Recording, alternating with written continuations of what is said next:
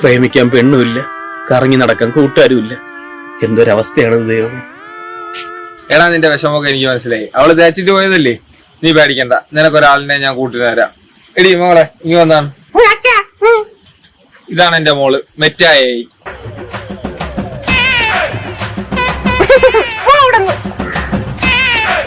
നിനക്കിനി എന്ത് ആവശ്യം ഉണ്ടായാലും നീ അവളോട് ചോദിച്ചാൽ മതി. ഞാൻ എന്ത് ചോദിച്ചാലും തരുമോ? നീ ഉദ്ദേശിക്കുന്ന ആവശ്യങ്ങളൊന്നുമല്ല, ഒരു ഫ്രണ്ടായിട്ട് നിനക്ക് എന്നും കാണും എവള്. മോളെ ഞാൻ പോട്ടാ. നീ വാ, എനിക്ക് കുറച്ച് സംശയങ്ങളൊക്കെ ഉണ്ട്. നീ തന്നെ തീർത്തു തരണം. വാ.